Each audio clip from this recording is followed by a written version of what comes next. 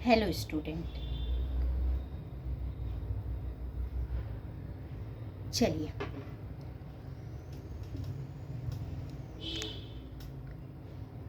आज से हम लोग हिंदी के स्टार्ट करते हैं। एनी एग्ज़ाम के लिए हिंदी सब्जेक्ट स्टार्ट करते हैं, ठीक है। हिंदी में सबसे पहले हम लोग क्या स्टार्ट करेंगे? वर्ड माला। ओके स्टूडेंट, वर्ड माला।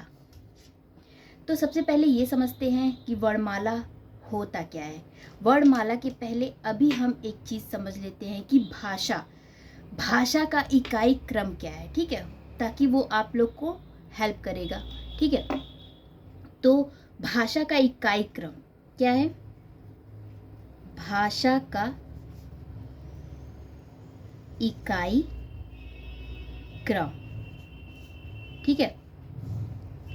भाषा का इकाई क्रम में सबसे पहले, यानी कि आप लोग जब भी भाषा हम लोग बोलते हैं ना, तो क्या होता है? भाषा की सबसे छोटी इकाई किसे बोली जाती है?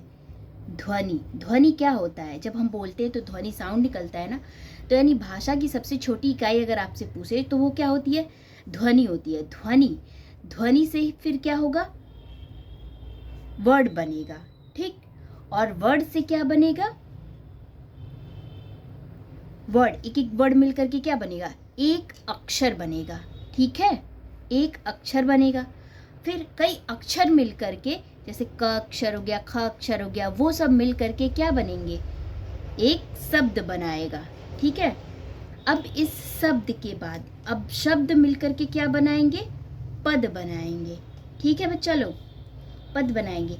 पद के बाद से ये पद मिल करके एक पूरा वाक्य बनाता है, ठीक है। वाक्य पूरा पदबंध, ठीक है। इस वाक्य को पदबंध भी बोलते हैं। पूरा वाक्य, ये हम लोग का पूरा वाक्य बन गया। तो ये क्या होती है? ध्वनि स्वतंत्र होती है। ये भाषा की सबसे छोटी इकाई होती है। पूछ देता है कि भाषा की सबसे छोटी इकाई क्या होती है, तो क्या होती है? ध्वनि होती है, ठीक है। उसके बाद से और ये मौखिक रूप में बोल सकते हैं इसे कि भाषा की सबसे छोटी इकाई होती है। चलिए अब एक चीज देख लीजिए, ये क्या होती है? स्वतंत्र होती है। ध्वनि क्या होती है? स्वतंत्र होती है। वर्ड भी क्या होता है? स्वतंत्र होता है। और अक्षर भी स्वतंत्र होता है। लेकिन शब्द, जो एक शब्द बनता है वो क्या होता है? सार्थक होता है, ठीक है। सार्थक, सार्थक का मतलब एक होता है, ठीक है। सार्थक का मतलब क्या होता है? जैसे शब्द बोला जाता है सार्थक, यहाँ से देखिए ये और ये सार्थक होते हैं। क्या बोला मैंने? सार्थक। सार्थक का मतलब एक होता है, ठीक, एक। और ये स्वतंत्र रूप से बोले जाते हैं, ओके।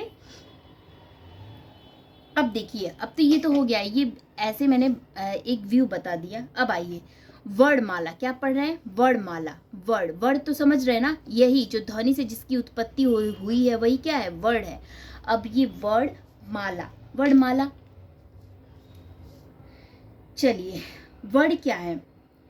वर्ड जो है, इस वर्ड को पहले समझ लीजिए। वर्ड हिंदी व्याकरण में ध्वनियों के लिखित चिन्ह को, जो वर्णमाला में ध्वनियों के, अब वही आप पूछते कि ध्वनि क्या है, ठीक है, तो भाषा की सबसे छोटी इकाई है। कहने का मतलब वर्ड पहले समझिए। इन दोनों भाषाओं में वर्ड पहले समझेंगे फिर माला समझेंगे, ओके। वर्ड क्या है? हिंदी व्याकरण में ध्वनियों के लिखित चिन्ह को क्या कहते हैं? वर्ड कहते हैं। आप लोग भूलेंगे, ध्वनियों के लिखित चिन्ह को ही वर्ड कहते हैं, ठीक है।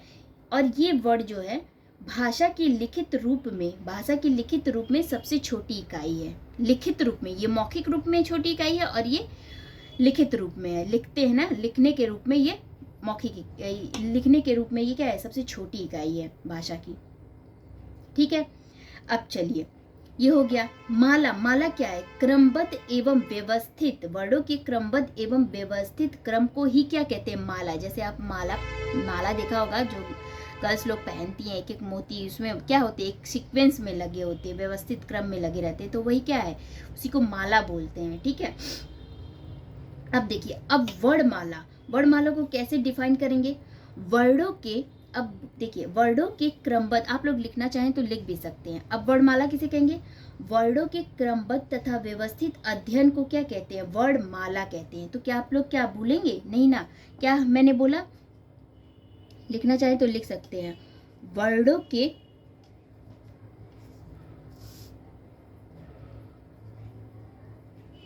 क्रमबद्ध एवं व्यवस्थित क्रम को क्या कहते हैं? वर्णमाला कहते हैं। ठीक है, ये होगी हमारी वर्णमाला की डेफिनेशन। अब ये जो व्यवस्थित और क्रमबद्ध, जो वर्डों का क्रमबद्ध ये जो लगा हुआ है व्यवस्थित क्रम, इसे किसने बताया था? क्या आप लोग बता सकते हैं? कमेंट में अगर बताना चाहें तो बता सकते हैं। इसे किसने दिया था?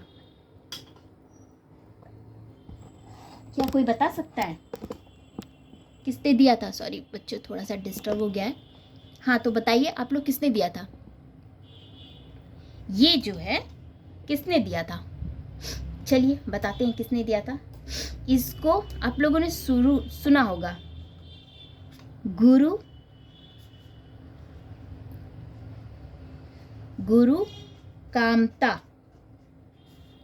कामता प्रसाद। ठीक है, इसे याद रखिएगा। ये व्यवस्थित क्रम जो बताया था वो किसने बताया था? गुरु कामता प्रसाद ने बताया था। ठीक है, चलिए ये तो रहा हमारा आज का वर्णमाला किसे कहते हैं, क्या है। ठीक है, अब आइए उसी के आगे भी आज ही देखेंगे हम। और पर डे ये हमारी, प्लीज़ अगर आप लोग को हेल्पफुल लगे तो प्लीज़ मेरे चैनल को please please please please subscribe and like करें। ठीक है, ये हो गया। अब आइए आगे पढ़ते हैं। अब वर्णमाला के अंग कितने हैं? ठीक है, किसके अंग? वर्णमाला के अंग। वर्णमाला के अंग कितने हैं? तो इसके दो अंग हैं, आप लोग जानते भी होंगे।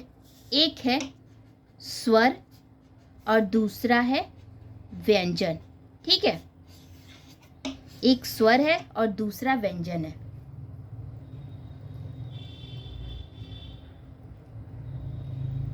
ओके, अब स्वर कितने हैं? हिंदी में स्वर 11 हैं और व्यंजन कितने हैं? हिंदी में 33 है। इसे याद रखिएगा, ये अक्सर पूछता है कि स्वर कितने हैं हिंदी वर्णमाला में। तो 11 हैं और व्यंजन कितने हैं? 33 है। ठीक है, ये मूल रूप से दो भागों में डिवाइड है वर्णमाला, स्वर और व्यंजन। अब आइए, स्वर 11 ये कौन कौन से हैं?